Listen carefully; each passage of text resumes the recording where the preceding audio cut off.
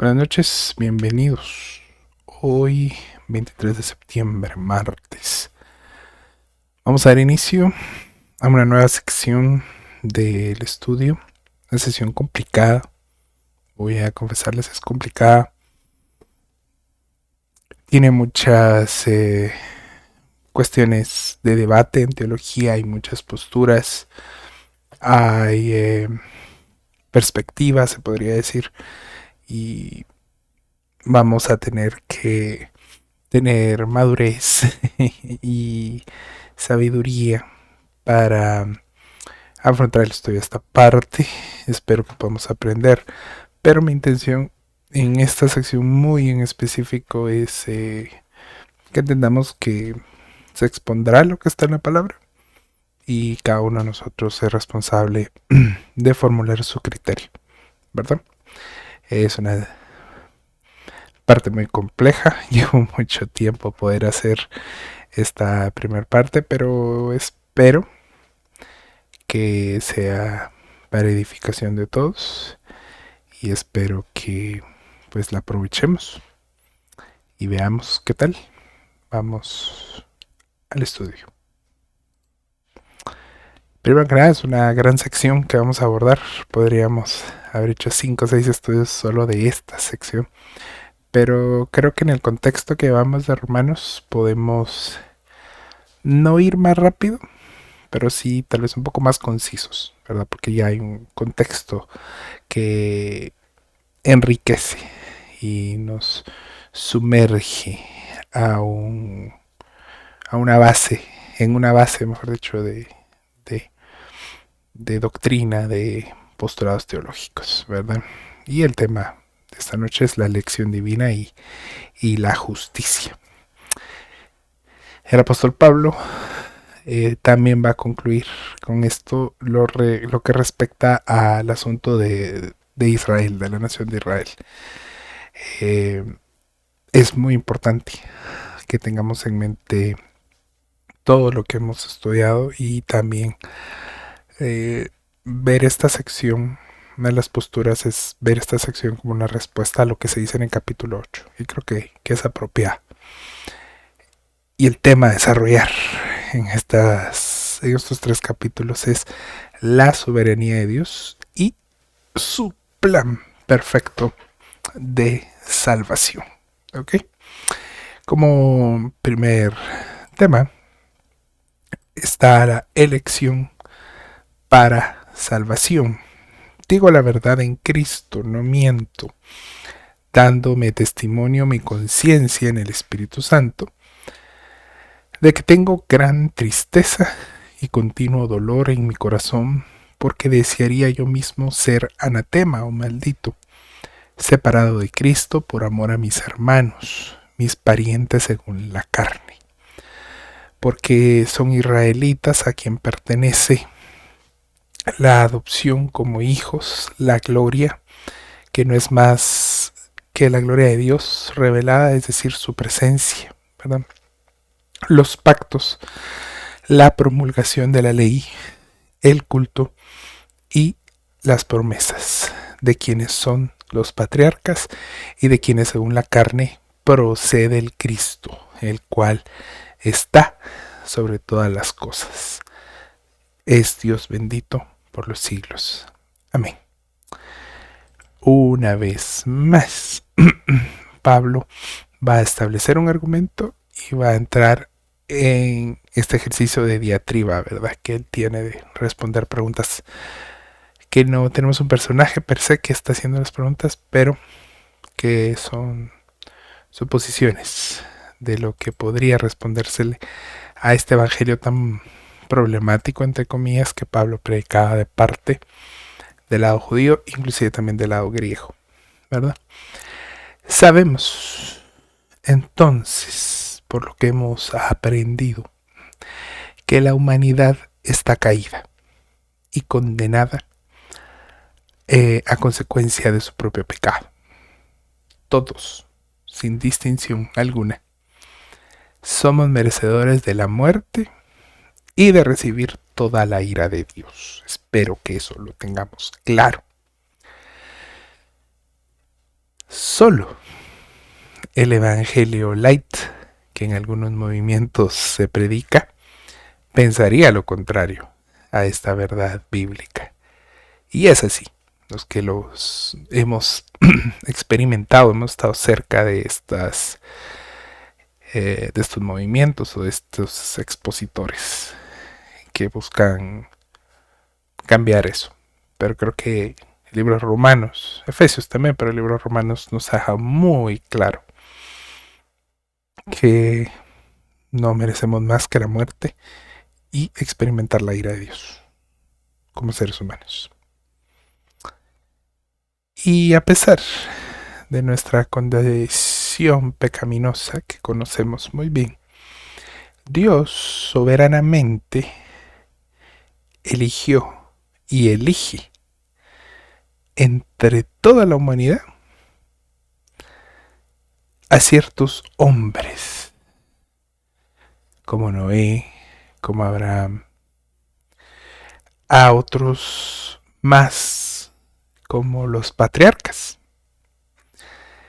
y los escoge, parte de lo que dice el versículos, para ir develando, digamos, mostrando progresivamente su deseo de redimir a la humanidad caída. Revelación progresiva, ¿verdad? Que ya lo hemos hablado. Entre estos nombres está Noé, que tuvo parte en un reset, ¿verdad? Abraham, que fue llamado a ser el patriarca, y su descendencia inmediata, Isaac y Jacob, que entre otros son la muestra viva e inequívoca de cómo Dios tiene un plan y busca con su plan redimir a su creación máxima. Y para hacer esto, Él va a escoger a algunos para a través de ellos mostrar su gracia a los demás. Esta es la elección, de la que Pablo está hablando. De esa elección soberana de Dios surgen personas, como las ya mencionadas. Luego van a ser familias y eventualmente un pueblo a través del cual Dios se va a revelar a toda la humanidad en un plan de salvación perfecto porque lo diseñó el Señor. En este plan no hay planes B, ni habrá cambios a consecuencia de obras humanas, sino que es todo un propósito divino. Es la verdad del proceso de salvación. Y el Antiguo Testamento es un testimonio que nos va a mostrar y demostrar este camino de un pacto, de una ley, de la gloria de Dios, de la gloria que representa ser llamado, ser escogido, y de su misma presencia siendo revelada a la humanidad. Estos personajes escogidos hace unos 4000 años, que pasó un buen tiempo de la humanidad antes de que ellos fueran escogidos específicamente,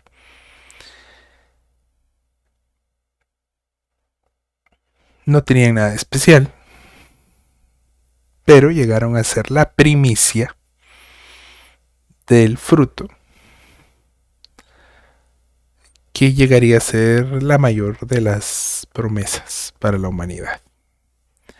El advenimiento de Cristo, el Hijo de Dios, para salvar a aquellos que habían sido elegidos. Es decir, hoy nosotros somos seres a los que se les extendió misericordia, como a ellos se les extendió. Desde Abraham, desde Adán, quizá, a ciertos humanos se les ha extendido misericordia. Y lo mismo pasa con nosotros. Los de nosotros nos fue extendida la misericordia, reconocimos al Señor y acá estamos. Históricamente, como ya les he comentado, ha habido gente que no pudo ser escogida. Y esta escogencia no es porque nosotros tengamos algún mérito. Espero que estemos conscientes de ellos. Ya que ni Israel, por carne o por sangre, como diría el apóstol, o por ascendencia, pues, ni nosotros por religión, eh, debieron y debemos cometer el error de dormirnos en el privilegio de haber sido electos para lo que Romanos 8 detalla, ¿sí? No podemos vanagloriarnos de ser más que vencedores, de saber que nada puede apartarnos del amor de Dios. No podemos cometer ese error porque el diablo nos va a tentar con eso.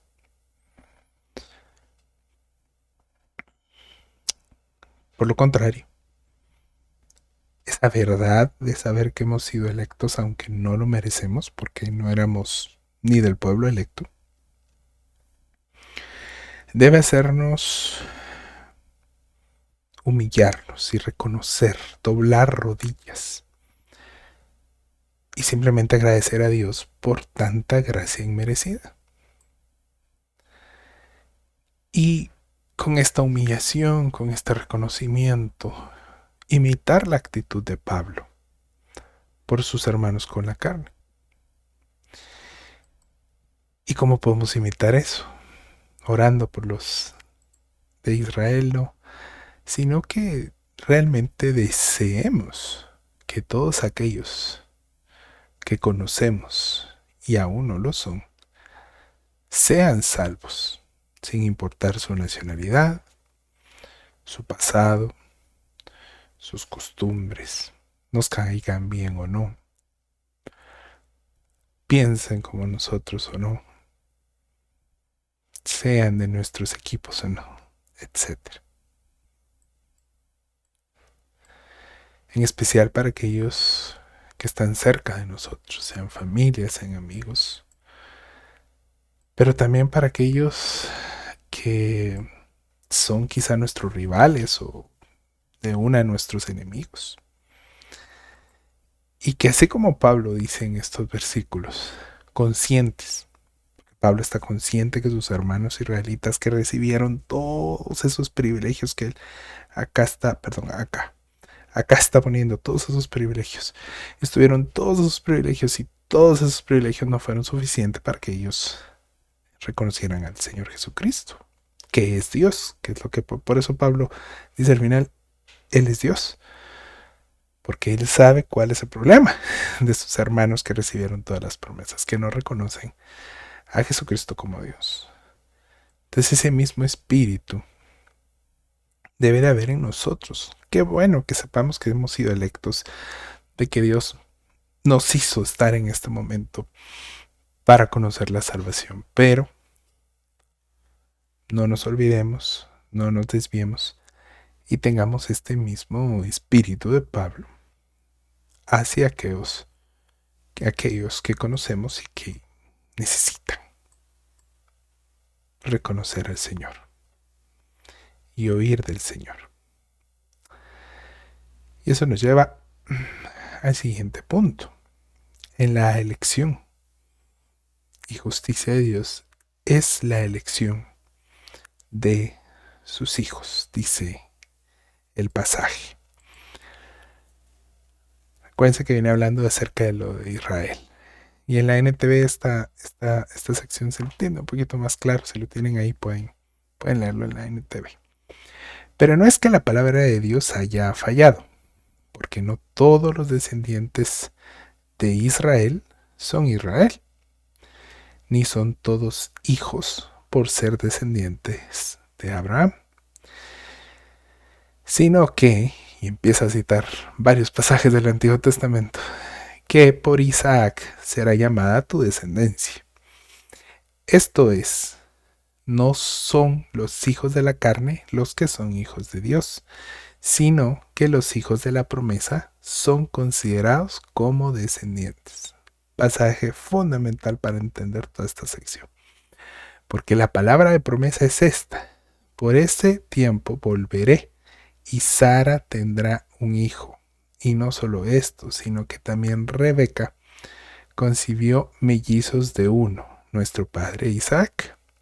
Porque cuando aún los mellizos no habían nacido y no habían hecho nada, ni bueno ni malo, para que el propósito de Dios conforme a su elección permaneciera, no por las obras, sino por aquel que llama, se le dijo a Rebeca, el mayor servirá al menor. Tal como está escrito, a Jacob amé, pero a Esaú aborrecí. Entonces Pablo empieza a contestar, ¿verdad? En la diatriba, y nos muestra que el Señor en su soberanía y en su control es quien nos escoge. Y es interesante esta sección porque Dios no escogió a los más fuertes, ni siquiera en el nivel físico, pues todas las esposas de los patriarcas eran estériles. Ese es algo que tiene su mensaje ahí, que tiene que llamarnos la atención. Dios tampoco escoge a los que en la mentalidad del hombre se lo merecen. Vean ustedes qué interesante esto. Ya que todos los hijos escogidos de los patriarcas no eran los primogénitos entre sus hermanos. Y es interesante, ya que los primogénitos tenían el derecho, pero ninguno de los primogénitos de los patriarcas de Abraham, de Isaac, son los escogidos de parte de Dios. También pasó con los hijos de Jacob. Eso es un mensaje. Dios no es un ser humano, ni piensa, ni se maneja con criterios humanos. No piensa como nosotros, él es buena persona y él se lo merece, ¿sí? Por eso es que esos criterios podemos afirmar que están errados, ese buenismo que yo les he dicho, porque no son los criterios de Dios. Dios es soberano y él ama a sus escogidos, aunque estos escogidos a los ojos del hombre no parezcan dignos, ¿verdad? Y hay muchos pasajes que podríamos citar acá, de lo vil y menospreciado, etcétera, etcétera. Y de estos ejemplos que Pablo va a dar en cuanto a los patriarcas, podemos aprender que de la misma manera, Dios nos escogió para estar hoy acá, en la cultura en la que estamos, en el país en el que estamos, en el siglo en el que estamos, para que con ello pudiéramos escuchar el Evangelio y tener fe y responder y creer. Y nosotros no tuvimos nada que ver en ello, no aportamos nada para que eso fuera así. Y es por eso que sabemos que todo viene por gracia. En nada intervino un esfuerzo humano, un mérito de nuestra parte, no hicimos para que esto fuera así. Así que Dios fue quien escogió a Abraham entre todos los humanos que habían en Ur. ¿Cuántos humanos vivían en Ur? Bueno, se cree que en esa región, en la época específica que Abraham estaba ahí, toda el área de Mesopotamia estaba eh, en un surgir semi-imperial y habían miles de personas viviendo en toda esa área. De esas miles de personas, tal vez cientos de miles, Dios escogió a uno para mostrar su soberanía. Dios escogió a Isaac y no a Ismael. Es que Ismael se había portado mal, no. Dios escogió a uno y no al otro. Dios escogió antes de su nacimiento a Jacob y no a Esaú.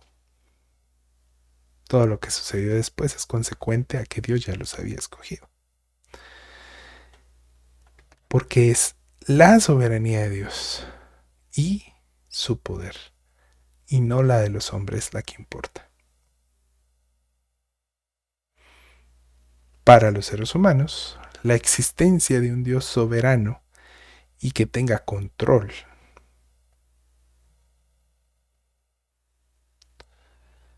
pero que también castigue y juzgue por lo que pasa, le parece algo ilógico. Es quizá una paradoja de las muchas que hay en este pasaje.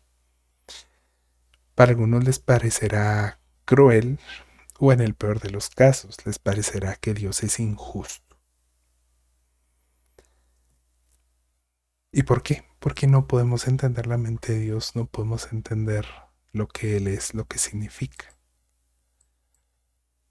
Pero tenemos que darnos cuenta que así de errado está el ser humano cuando rechaza a Dios, que se atreve a decir, ¿cómo es posible que Dios escoja a uno y a otro? ¿Y qué hizo el bebé ni había nacido?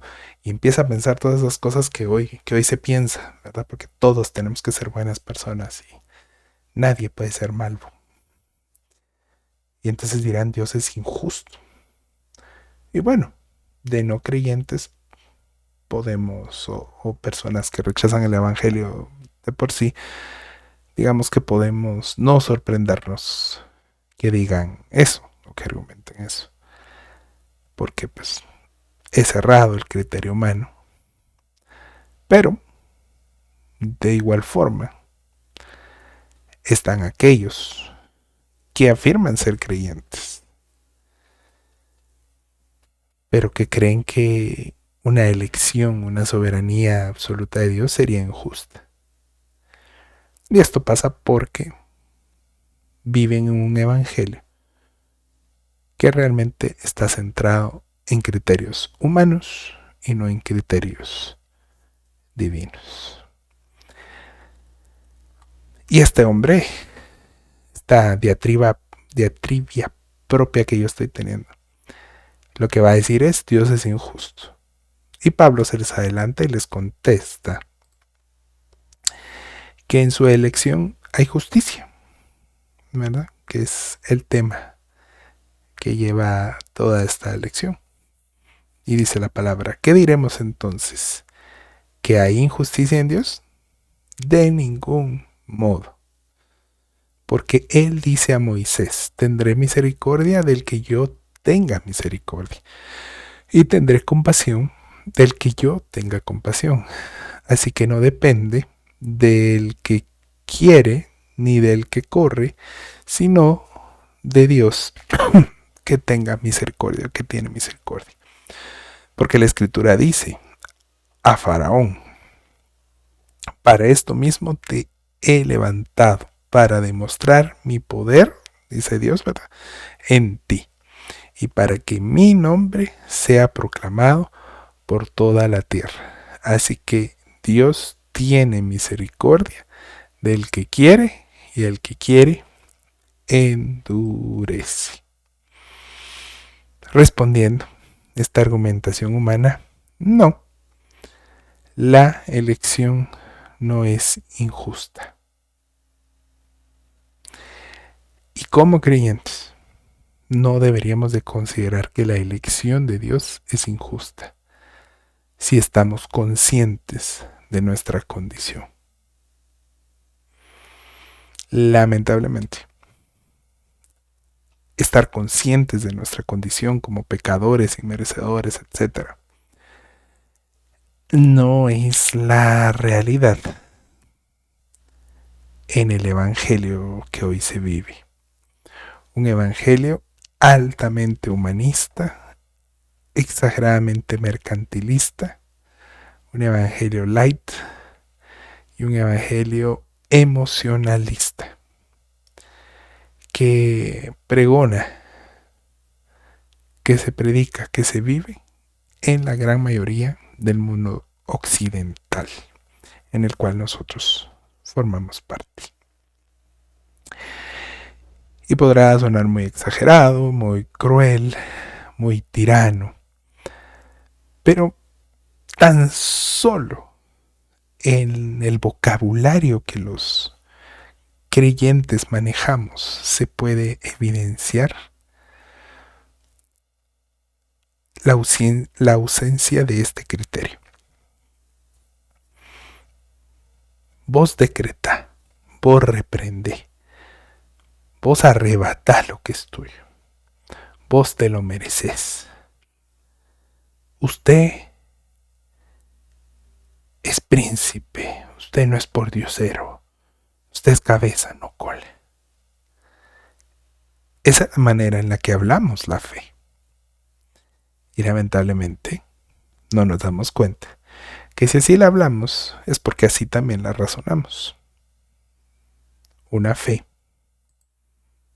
que no está consciente de la gracia y de la misericordia en la elección, sino que se siente digno por sí mismo, por sus méritos, por sus obras.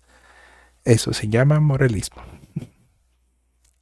Porque en lugar de vernos como hijos que han sido perdonados inmerecidamente y que la gracia soberana de Dios nos abrume nuestro corazón por haber puesto sus ojos en nosotros, aunque no tenemos nada que nos valide para hacerlo.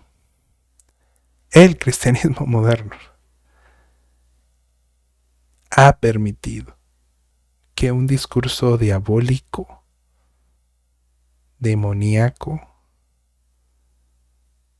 rebelde, de empoderamiento del hombre y la mujer, estén pervirtiendo la fe.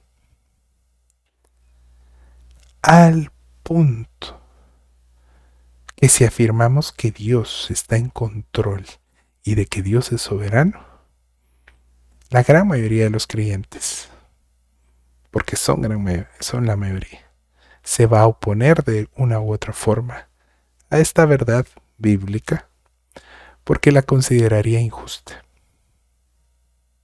Diría, no, es que el propósito de Dios es que todos estemos iguales y la lucha de clases, etc. Nos oponemos a la elección divina básicamente porque no la entendemos. Ya que si el Evangelio no está presente integralmente en nuestra mente, no nos damos cuenta,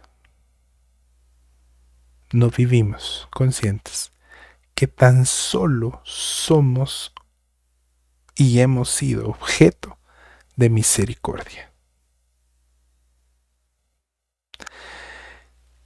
Que si Dios es justo, entonces deberíamos todos de ser consumidos en el fuego, muertos por ser traicioneros y castigados de la misma manera que Cristo Jesús fue castigado en el madero.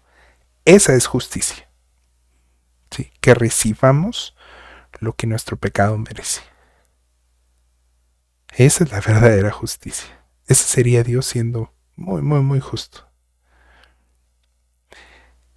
Y tal es la altanería del humano que el orgullo y la rebeldía que son características del diablo, hoy se han mezclado con un falso evangelio que hoy se predica, se vive y muchos creen, donde Dios no es soberano. Este evangelio del siglo XXI, completamente depravado, donde hay muchas religiones que se perciben y se dicen cristianas, pero obedecen a la presión de ser políticamente correctos, de ser justos socialmente, y tienen a ideologías humanas como sus dioses centrales, y no tienen al único Dios justo que actúa con misericordia al centro. Misericordia que Él extiende, como dice el verso que está acá, a quien Él le place, porque Él es Dios. Él decide a quién extender la misericordia, porque ninguno de nosotros merece la misericordia. El moralista le dirá que él es demasiado bien portado, él guarda demasiado bien la ley y que él sí se merece la misericordia. Allá él. Pero entender la justicia de Dios, entender la elección de Dios nos permite vivir de una manera que estamos conscientes, que no depende de si nosotros hacemos o dejamos de hacer algo, como dice el verso 16, verso clave, ¿sí? Importantísimo, acá lo tiene. No es porque hagamos, dejemos, o corramos o caminemos. Es simplemente soberanía en acción. Y demuestra que esta elección divina es una elección en misericordia. Ni más ni menos. Entonces dice Pablo, me dirás entonces, sigue contestándole a su oponente imaginario. ¿Por qué, pues, todavía reprocha a Dios? Si Él es soberano, si Él está en control. ¿Por qué? ¿Por qué, perdón? ¿Quién resiste a su voluntad? Al contrario. ¿Quién eres tú, oh hombre, que le contestas a Dios? ¿Dirá acaso el objeto moldeado al que lo moldea, ¿por qué me hiciste así? ¿O no tiene el alfarero derecho sobre el barro de hacer de la misma masa un vaso para uso honorable y otro para uso ordinario? Ese uso ordinario era para sacar el excremento a la calle. Y que si Dios, aunque dispuesto a demostrar su ira y hacer notorio su poder, emitiendo juicio, soportó con mucha paciencia a los vasos de ira preparados para destrucción, lo hizo para dar a conocer las riquezas de su gloria sobre los vasos de misericordia que de antemano él preparó para gloria. Una vez más, un discurso disruptivo para nuestra manera occidental de pensar. Sí, somos el problema nosotros. Solo somos barros en las manos del alfarero. Y esto no aplica solo para lo bueno o para lo malo, como frecuentemente sucede en nuestra manera de pensar en este cristianismo occidental. No se trata de que Dios está en control solo cuando necesito un milagro o me pasan cosas que no puedo entender o cambiar, a las que busco decir que Dios controla como un consuelo resignado, un consuelo de tontos, diría el el asunto. No se trata de cuando no sé qué hacer, digo, Dios está en control. Y mucho menos cuando todo me vaya bien, decir que Dios está en control para darle méritos de mi éxito, ¿verdad? Esas son dos perspectivas equivocadas. La realidad es que esto es una paradoja de las muchas que hay. Sí, Dios ejerce su propósito, Dios ejerce su soberanía, pero también hay una responsabilidad humana, hay una libertad humana. Si nosotros hacemos de esta paradoja, de estos conceptos, nuestra ideología, vamos a caer en la perspectiva de un calvinismo extremo o vamos a caer en lo contrario, a un calvinismo extremo, una cristiano antropocéntrico empoderado. El problema normalmente es, como decía hoy mi amigo, es cuando nos afanamos por ponernos en cajas. ¿Sí? Este es el cristianismo y de aquí no te puedes salir. Porque así dice el arminianismo, así dice el calvinismo, así dice nuestra doctrina, etc. Lo que nosotros tenemos que hacer en estas paradojas, en estas cosas difíciles, es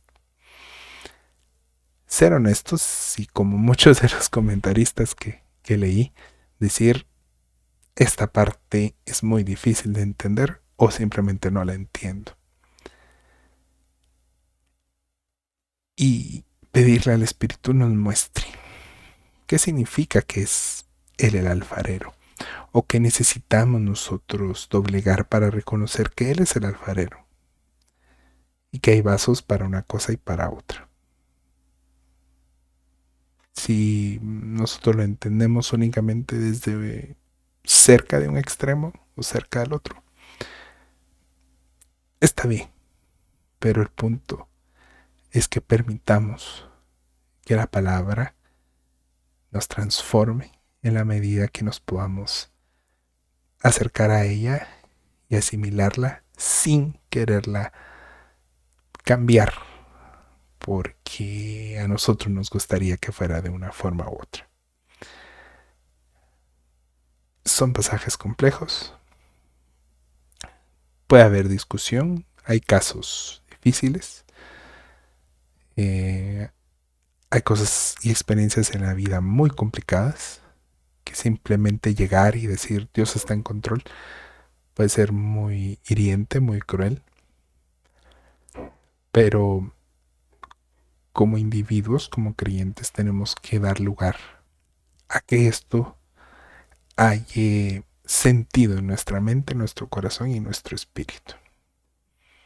Porque a la luz de lo que está diciendo el pasaje, Dios dispone en su elección vasos, como un alfarero a los cuales les extiende misericordia. Y también hay otros a los que se les permite manifestar su injusticia para el propósito divino. Como fue con Faraón y ha sido con muchos personajes que sin ser creyentes son usados por Dios para cumplir sus designios. Dios controla el destino de la historia. La historia, diría un mi ex catedrático, es el lienzo donde Dios pinta. No es que a Dios se le sale las manos, ¿sí? Sino que hay vasos para todo tipo de propósitos dentro de la soberanía de Dios.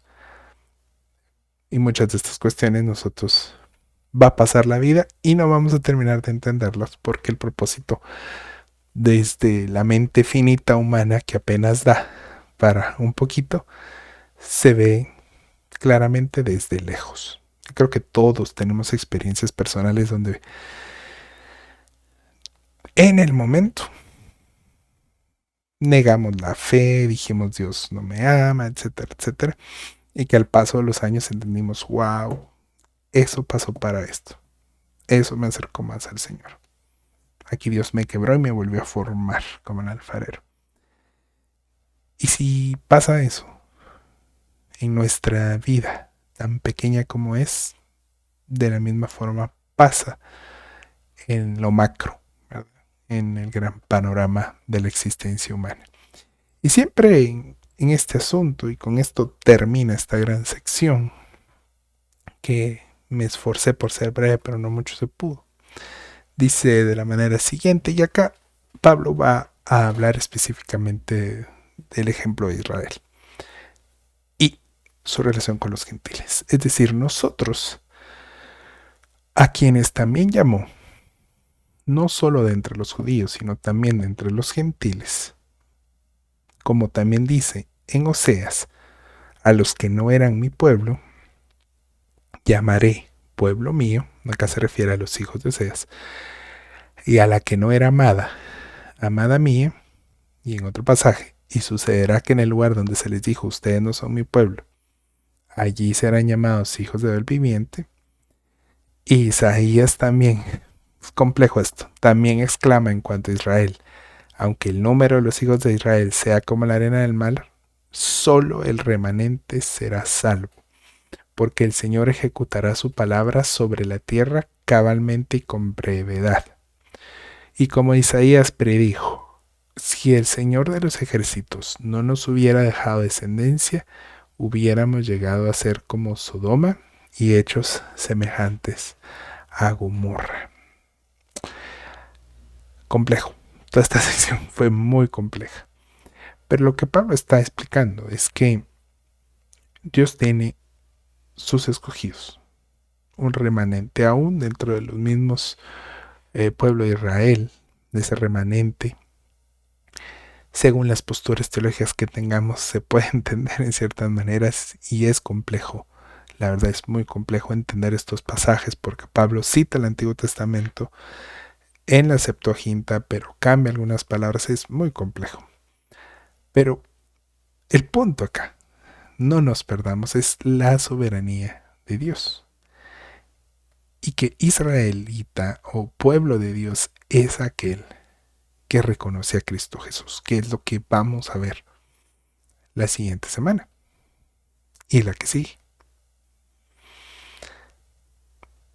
Pero lo que podemos ver es que Dios extendió misericordia a nosotros los gentiles, aunque se suponía que no debía extendérsenos, ¿verdad?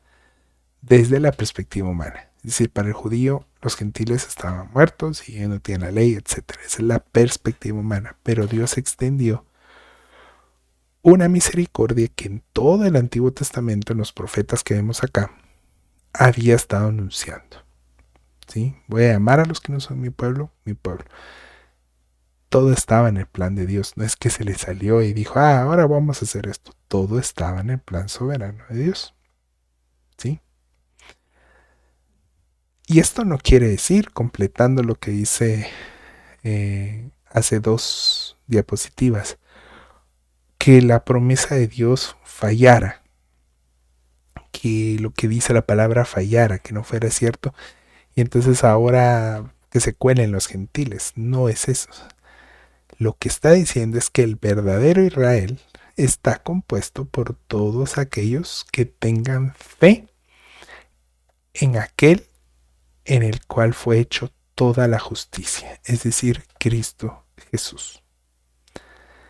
La postura que tengamos, el fundamento es este.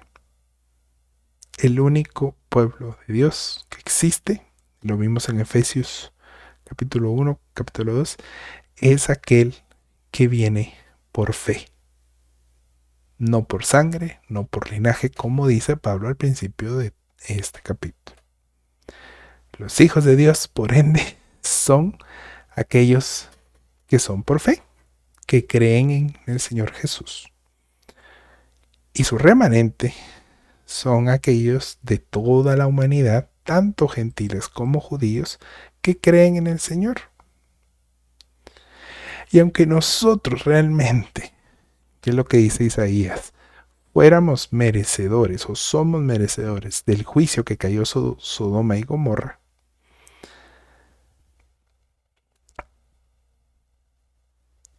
el hecho de que seamos hijos de Dios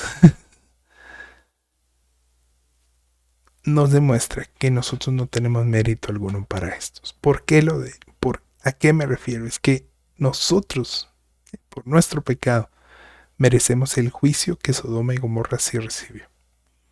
Pero Dios tuvo a bien tener un remanente que Dios simplemente escogió para redimir. ¿Cuándo? Cuando Él quiso. ¿Dónde? Donde Él quiso. ¿Y cómo? Pues como Él quiso.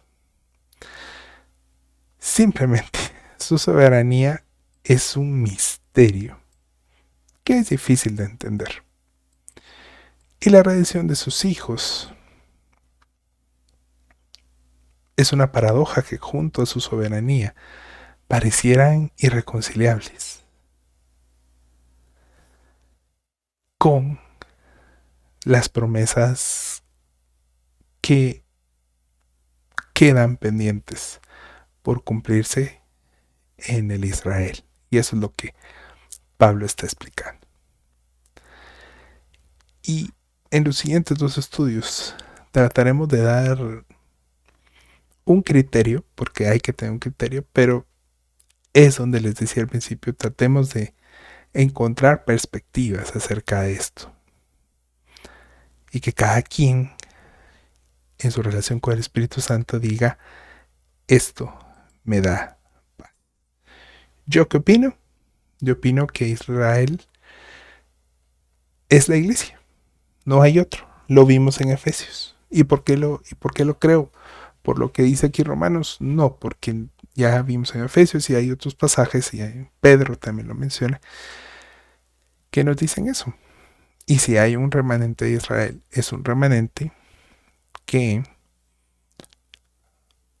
necesita reconocer al Señor Jesús como el Señor y Salvador. Pero no me voy a adelantar, solo se lo dejo ahí porque sé que es un tema complejo y que puede herir susceptibilidades. En conclusión,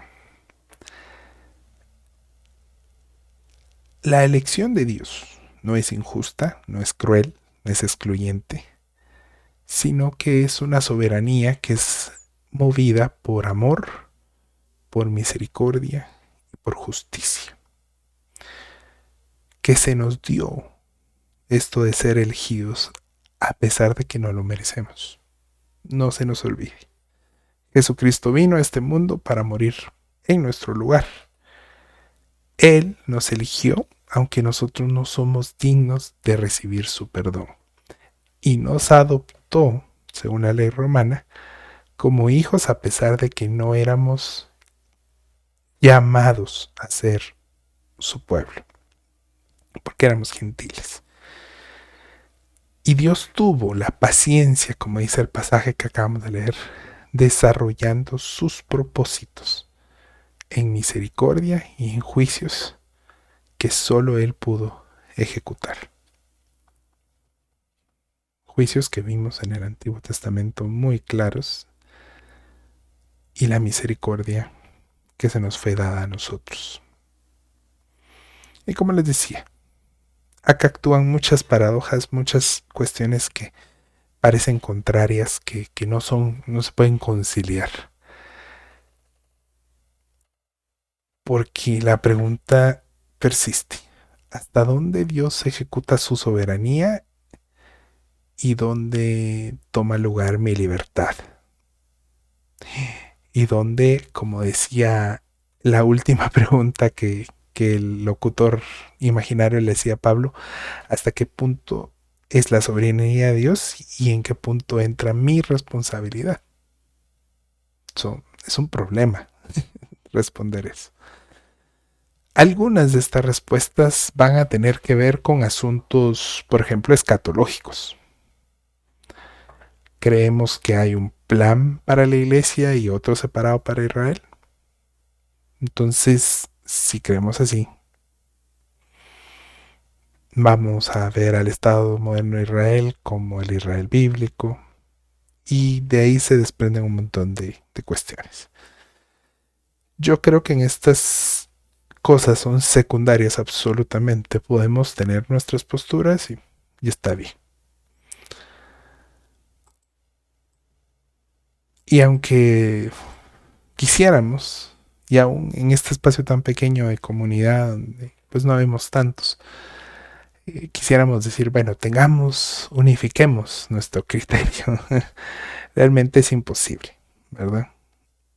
Eh, y sobre el tema de Israel también es muy difícil conciliar y ponernos de acuerdo en cuál será el trato de Dios, cómo será, y qué dice la Biblia, y que aquí, que allá, y que Mateo, y que Apocalipsis, y que etcétera. Siempre va a haber una discusión. Pero lo que sí podemos hacer, y que es lo que considero Pablo está haciendo,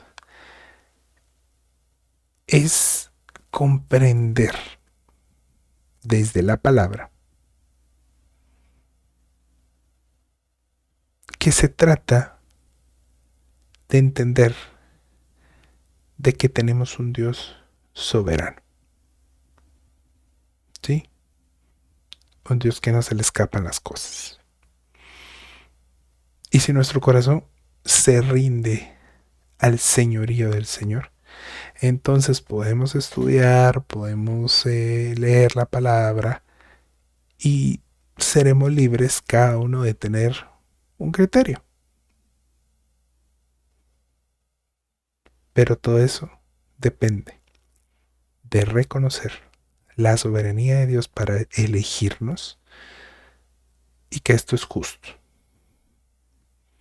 Y entender que cualquier pensamiento que se aleje de que Dios es justo y soberano